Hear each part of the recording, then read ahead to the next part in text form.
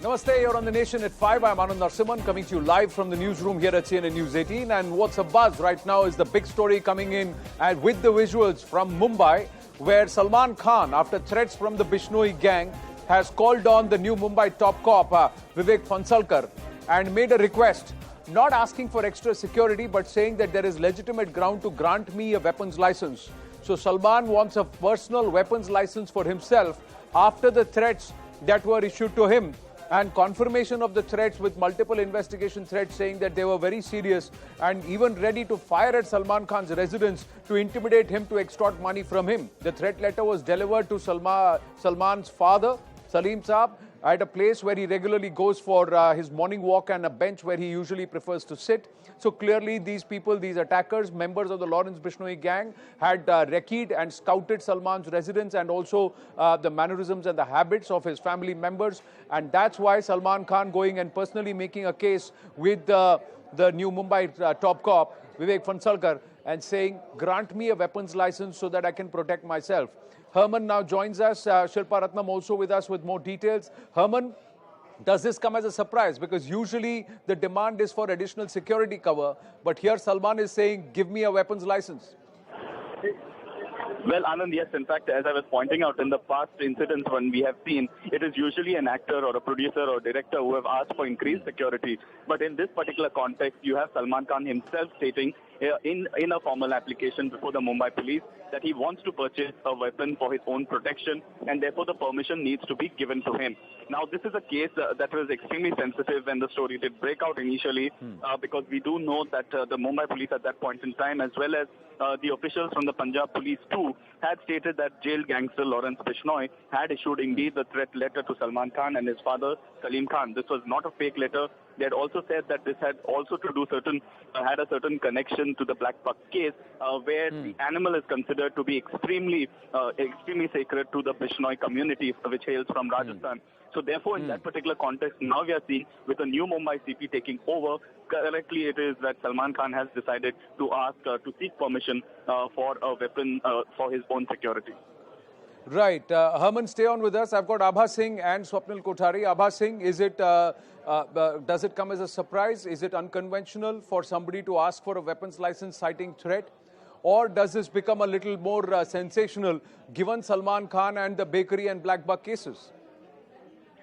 Absolutely, because under the Arms Act 1959, you can ask for a gun license if you are facing for self-defense or for sports training, you know. So, but the issue here is you have to see the credentials of the person before giving a license. And I think Salman Khan, who is facing manslaughter, the hit-and-run case is yet not over. He may have been absolved from Bombay High Court, but Maharashtra government has gone in appeal in the Supreme Court, and also the Black Buck case of Rajasthan. So I think a person with those track records should not be given a gun license, although there is a provision in Arms Act, and I think under that only he has come to meet the police commissioner of Mumbai. Right. And what stands out, as Swapnil Kothari is also with us, Abha Singh, please stay with us. Where do you stand, Swapnil Kothari? Anybody has the right to make an appeal. And does Salman Khan have now verifiable and quantifiable grounds, given the fact that there was a threat letter issued right to his father, and those who now are in custody have in interrogation, that's what news reports suggest, and we've been able to understand here at CNN News 18, have said that they were even willing to fire at his residence to intimidate him. And he was supposed to be the first cog or the first of the many celebrities who they were going to target in a larger extortion plan. Anand, the Arms Act clearly allows a person to apply for a gun license, whether it's a prohibited bore or a non-prohibited bore. You know, the prohibited bore is for specialized departments, but nevertheless, I believe that he would be much safer with a security other than a gun. But nevertheless, that's his score. And if the government approves of it under the Arms Act, and if you know, the people who are dealing with the application, if they that it is fit, then they can possibly issue it to him, given the fact that he and his father both have faced these kind of threats. So, except that there is one more situation in this, that if he were to apply and if he were to get it, I think a lot of people would come up to the to the departments and say that, look, even I'm facing this threat and that threat, so please issue a gun to me as well. And the gun laws, which are extremely strict in this country, will then tend to get a little diluted, and you don't know You know what is the state with the driving license. I mean, anybody and everybody to get it, and that's the reason why we have so many road accidents. So the last thing is you want is that some crazy person should get it, even in the future. He may concoct a theory and say that, look, I'm under threat. So you don't want that situation to happen. But nevertheless, I think this seems to be a legitimate case for him, regardless of his personal background or his case background. I wouldn't go on that. That is for the law courts to deal with his cases appropriately as the hit and run case or the picnic case or whatever it may be. Those are separate. Those have to be treated separately. I mean, he's not going to do anything with a gun. He's applied for if he wanted to apply for a gun, he would have applied for a gun long time ago. But he didn't do so. I think there is no bearing between his cases. And no, you are saying there is no bearing, but Abba Singh, do you agree, disagree? Because in this case, the bearing is because the Bishnois were after him due to the black bug issue. No, Anand, but the issue is that the procedure is that the DCP licensing has to verify, and the verification procedure very clearly says that the past criminal record, if any, has to be looked into before you sanction a license. So his past record will have to be looked into, and there are innumerable people who face threats, but they are given security. So and he can afford security. It's not that he comes from a poor background that he cannot afford private security. And a lot of HNIs, I would say, they have government security plus private security, but when his proper verification is done, because the Arms Act licensing says that verification background check has to be done, and I'm sure on that ground it will be struck down. He has criminal cases against him. True, and Swapnil Kothari, Salman Khan is somebody who can afford not just personal private security, he already has it. So does he really need a gun license? And I'm asking the same question again. The fact that the issue was the court judgment in the black bug case, where everybody asked which black bug, who killed the black bug then? Did it pick up the gun and shoot itself? That were the questions that were asked based on the court judgment. It's been challenged now. The other instance also has been charged, and there is a connection here. It is because of that black bug issue that the Bishnoi gang is targeting Salman Khan. Not that they are right in doing so. They are gangsters, they are criminals, they should be cracked down upon. But is that ground enough for him to seek a gun license, or is it now up to the wisdom of the Mumbai Police Commissioner?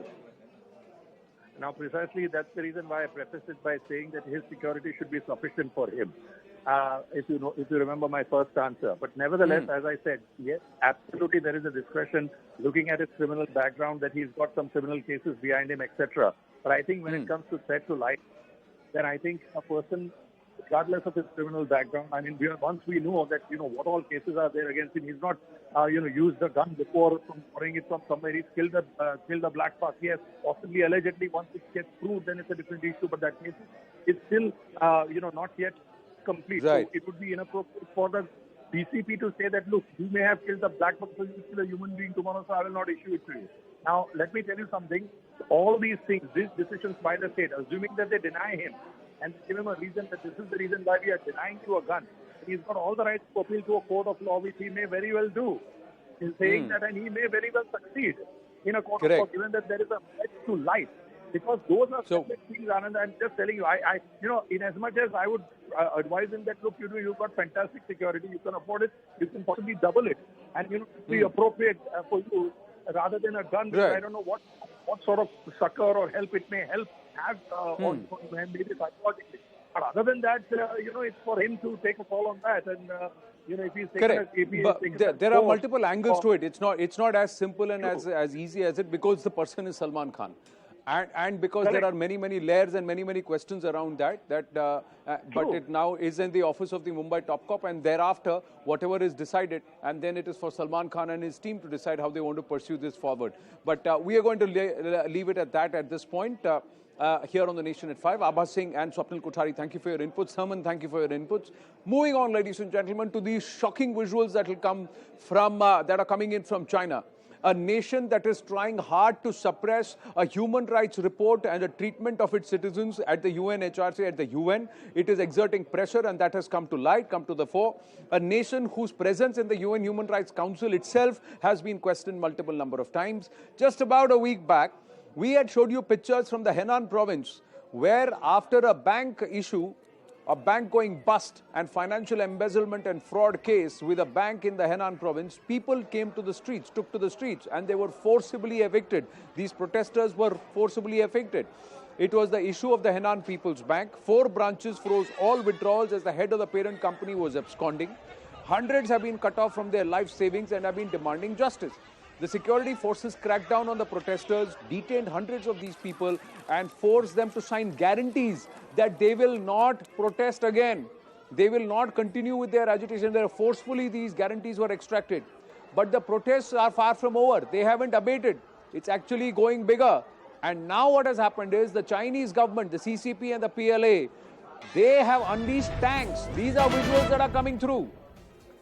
They have put tanks on the streets against people who are protesting financial embezzlement by the People's Bank in Henan province, and they are questioning about their own life savings and funds, and these are tanks which have been pushed there.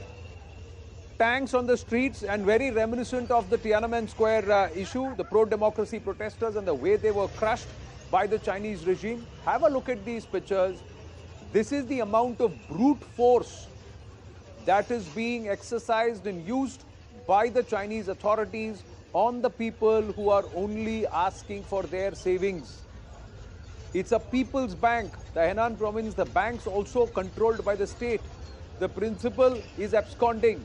Branches have frozen all accounts and they're not releasing funds. People are saying, give us our money. And the government and the authorities are saying, give us a guarantee that you will not protest. And now they have put tanks on the streets.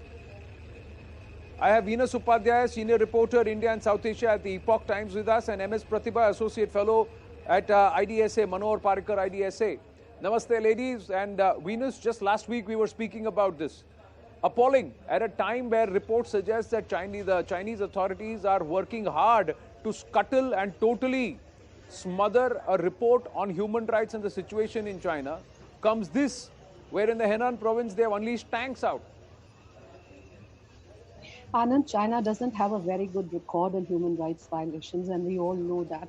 The funny part is that despite everything, all the reports existing and talks happening on the forum and various campaigns happening, the Chinese establishment still wants to prove that it has a good track record. For that matter, the Reuters report that the report that Reuters has come up with, the whatever they're doing in Xinjiang, there's some very shocking things that have come up recently. There was a human rights forum that was organized in US by Congressman Chris Smith, and there were very authoritative experts on the panel of this particular topic that had come on.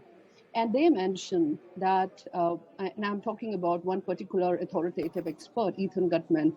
He mentioned that there are 1,000 concentration camps in Xinjiang, and annually about 50,000 prisoners are harvested for their organs. Now, this is Ethan's analysis, his research based on interviews that he has done with various refugees in various camps in Central Asian countries. Now, this is in the age group of 28 to 29, and if every prisoner yields 3 organs, China is harvesting 150,000 organs from live prisoners every year. That's according to Ethan's calculation. So there are horrors. Probably, in the future, humanity is going to know more about such things that are happening, things that are actually legalized in China. There is another expert who came on this forum, Enver Tohti. Enver Tohti is also known on various international platforms, and he talked about something which is very shocking. He mentioned about meeting someone in Taipei, and he said that this person, his brother, was to go for an organ harvest in China. And he knew about persecution of Falun Gong practitioners. And actually, the organ harvest started from Falun Gong practitioners. So he told the doctor, he said, see, I do not want Falun Gong organs. And that's how the harvested organs are called. He said, I don't want Falun Gong organs. And doctor said, please don't worry, because now all the organs are coming from Xinjiang. Back to you. My God, absolutely shocking. And before I go across to Pratibha ji, this is more inputs on the human rights violation and that report, ladies and gentlemen, that we were talking about and Venus was also mentioning right now, where after evidence of human rights violations against Uyghur Muslims in the Xinjiang province, reports are suggesting that China is using the strong arm to try and clearly muscle the UNHRC to bury this entire report. Now let's understand the details of this report. China has asked UN Human Rights Chief to bury the entire Xinjiang report. It's been accused of running Uyghur forced labor camps in Xinjiang. A team of UN experts has been gathering evidence for 3 years, exactly what Venus was just telling you. And this release of this report has been delayed for months. China has used all the powers within its wherewithal to try, the Chinese state has tried to do this, the CCP and the PLA, to try and ensure that this report is buried, it is not released. China is now circulating the letter among diplomats in Geneva to try and bury this report. So far, the Chinese letter has said, and we have access to some of the contents of the letter, and the report says it will undermine the credibility of UNHRC, so don't release this. The letter says the report will harm ties between the UNHRC and member states. China has officially denied circulation of such a letter. The PLA is saying that it opposes the interference in internal matters. And the Chinese Foreign Ministry has claimed it's a continuous attempt to smear the PLA and the CCP's image. The UNHRC chief has pledged to release the report before the exit in August. So it should be out. This report will be out. The UNHRC chief actually faced flack for clean chit to China after May visit to Xinjiang. The HRC chief dubbed internment camps as vocational training centers and was accused of parroting Chinese propaganda. Now, Pratibhaji, how is one nation able to impose so much of pressure and exercise so much of muscle flexing? I think how can it be part of the UNHRC? I think you have to look at it from a broader perspective. You see, Chinese don't see it as a simple human rights issue. For them, it is a larger game that they're playing with the United States. They see it as the US using human rights as a tool against China. So as long as they hold that view, that US is using human rights against China, you're going to keep hearing such stories of Chinese trying their very best to scuttle such reports being published. So this is one thing. Second thing is that they have a very different perspective on how the extreme terrorism problem in Xinjiang has to be handled, very different from rest of the world, and they believe that you have to target religious extremism in order to combat terrorism, and all these efforts you see they argue that it is part of their de-radicalization strategy.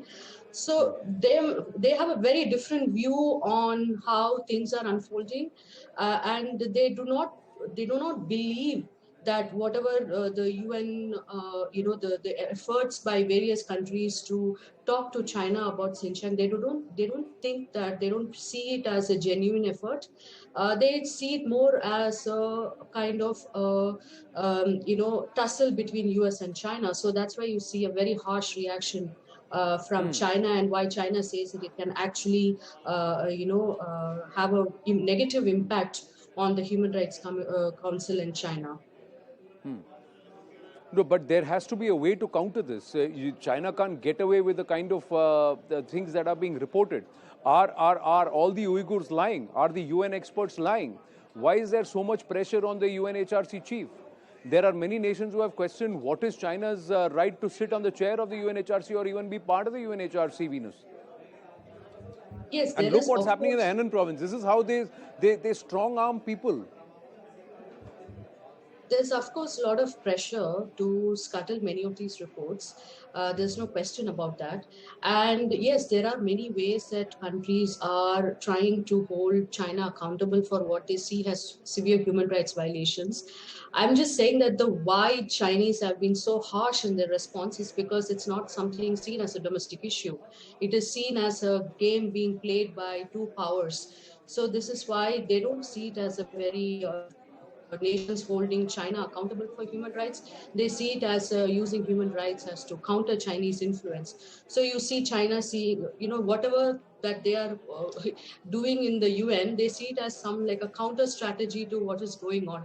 So there are many ways that in which we can hold China accountable, and I think maybe more independent investigations. We need to counter what the Chinese are arguing in a much more larger scale, that it is not mirrored in their great game with United States, that it is actually quite independent in nature. And it's also problematic because the UN, it is very difficult to get access to these areas, because the Chinese Right. only allow it if there is that it is the visit can be done in good faith. So the access is also a huge issue in holding China accountable. No, but the organ factory, and if they're using this as a organ harvesting, this one, if they're using people, and then there is evidence of demographic genocide or clear cleansing which is happening of territories, clearly the world cannot look the other way, irrespective of how much muscle China can pull financially as a nation, or somebody or a nation that has almost 1/3, if not more, of the world's debt. See, we have to wait for the report to come out. The UN, the report has been delayed. So we have to wait for the report to come out to what is actually in the report.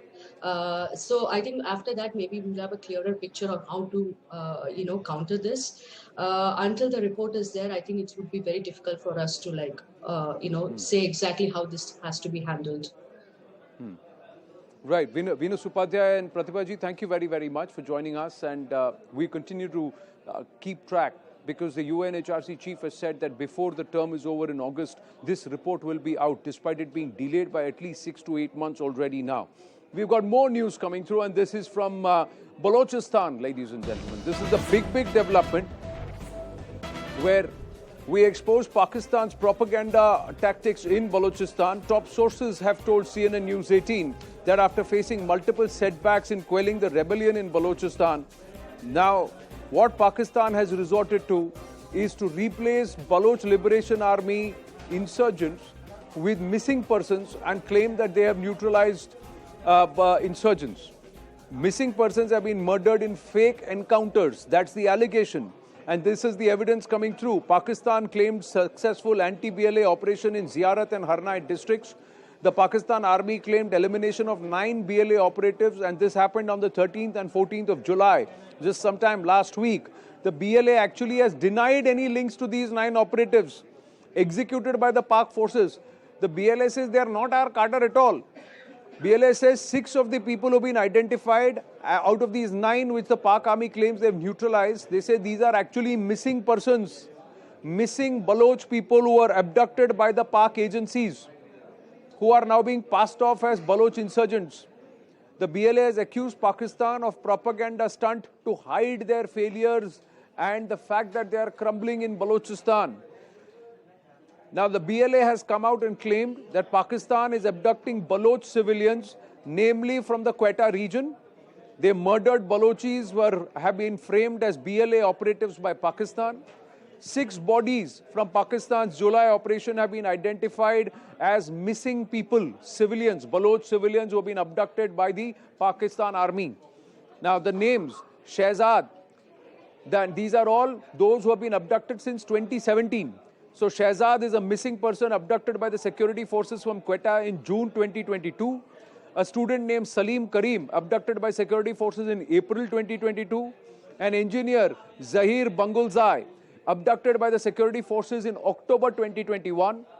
A physiotherapist by the name of Dr. Mukhtar abducted by security forces on June 11, 2022. Baloch groups are claiming that the ISI has abducted thousands of civilians in the last 25 years. I have Bilal Baloch journalist, joining us. Bilal, namaste. This is shocking. People who've been abducted by the Pak army are being named as BLA insurgents who have been neutralized on the 13th and 14th. And this counteraction is because the BLA took down a Pak army lieutenant colonel.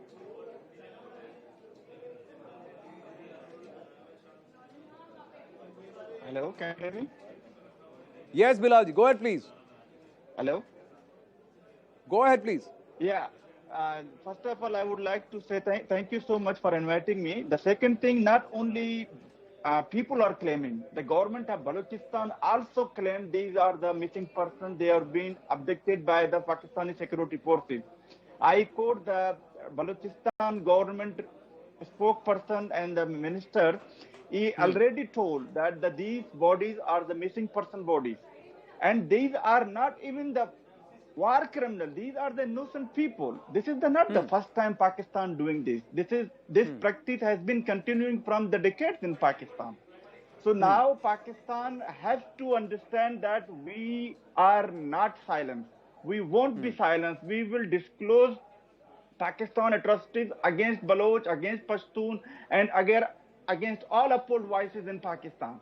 So due to social media, there is a hype has created for the Pakistan, and now Pakistan has to come forward, and there should be an inquiry.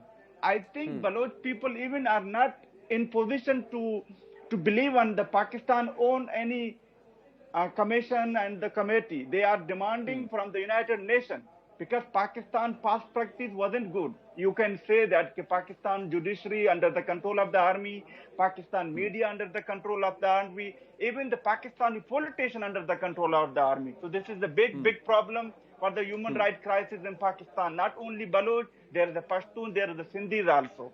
But these bodies, this is a totally a joke. The people, the bodies, they are wearing the sandals. How can people wearing sandals and they go to mountain and fight for the independence?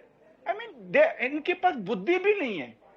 Or they have, and the doctor has claimed these people have never seen the sun. I mean, they were abducted in the small houses, small rooms. And they have a big beard and everything is clear now. They have a sign of the handkerchief on their hands and they have a, I mean, all evidence goes against the Pakistani establishment. So I think United Nations through this media platform, I as a journalist and being a European citizen and a Baloch, I request to United Nations, please listen the people grievances. Baloch people are dying. They have been, it's a genocide. It's a genocide. I mean, even Pakistan claim they are the religious people, they are a Muslim. Even in Islam, it does exist that you people take a war prisoner, even innocent. They are totally innocent. And you take them in your custody for the decades. And when you people are failed, you people fail to search your colonel, your army fellow, and then you go and take missing person from your torture cells and you kill and you declare that you have some fighting with the BLA. Just remember one thing, when we see BLA past practice, BLA and the other separatist group never ever hide anything. Whenever they have damages, they openly said we have damages like that this they have and done like it. this. Yes. Yeah. They have never denied. They have, even in the case of the Karachi University, they first claimed, they said that lady, the Fidain is a part of our team. But here they have come out and said, and they have confirmed, you are saying the Baloch government itself is saying what the Pak Army is claiming is all missing Baloch people.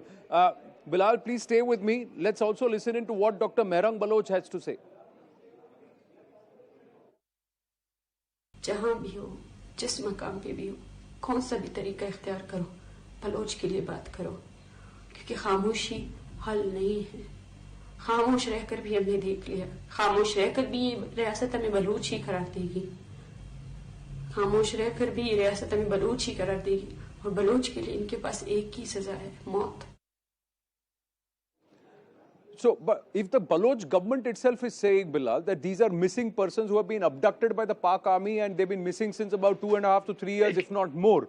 One of them is an engineer, one of them is a doctor. Then how can the Pak army claim that these are BLA personnel and these are insurgents? No, the Balochistan government representative, Balochistan representative of the government of Balochistan himself declared that these are the bodies of the missing person. But this is documented now. So, if that is the case, then how can the Pak army come out and claim this is an absolute dabba on them, because I this give is like you, they are a bunch of cowards. Because you people are Indian, you people have a democratic values, democracy, and the army is totally out of the politics. But unfortunately, in Pakistan, the scenario, the picture is totally different. Just give me, I give you example. Recently, there was a journalist. His name is Imran Khan. Okay. Yes. He had so many cases registered in different police stations. One of the fellow, he claimed he was sitting in a house and someone registered a FIR against the journalist on his name, and then openly he claimed on the TV, I don't know who did it. So you people have to understand, Pakistan is a totally different banana republic. All is under the control of the army. Totally under the control of the army. Not only politicians, each and everything. I mean, police and I mean, can you imagine? Is there any other country in their courts can be open in 12 o'clock midnight without any? Yeah. I mean, this is totally a banana republic. Not only me, even the past prime minister has told. Nawaz Sharif himself, he was the prime minister of the Pakistan. 3 times he was the prime minister. He himself claimed Pakistan run by Pakistan Army and Pakistan ISI. So they ever know now exactly what happened. Let me tell you what happened. They kidnapped one of the colonel of the army. Balochistan separatists. BLA, and they follow them. They follow them. They didn't find any separatists. Then they have to face the civilian of the Pakistan. I mean the Punjabi people. So they said they went to the torture cell. They took 9 people innocent. They were not even the BLA separatists. Innocent people. And they took them and they killed, and they showed that in their own puppet media that these are the journalists and these are the separatists, and they didn't allow any journalist to question. I mean, their journalist has no right to ask question how you killed them, where they were, why their body is white, and what government said, and what other, you can say doctors and other report there. I mean, this is totally banana republic. Bilal, just the other day we had a former ISI officer very clearly, openly accepting that the Pak military and the Pak establishment is losing grip in Balochistan and also in Afghanistan, and they are getting desperate. They and this was with respect to... They already lost it. I am telling you, they already lost their all grip on Balochistan. You cannot do development on the barrel of the gun. It cannot happen, and right now the fact is that is the reason why the PLA wants to put boots on ground in Balochistan, because they have no confidence in the Pak military establishment and the Pak army. Thank you for your inputs, Bilal. Thank you for making the time and speaking with us. We're going to take this story forward and track it later tonight, and also debate this on the right stand. But for the moment, taking a very, very short break here on The Nation at 5. Stay with us.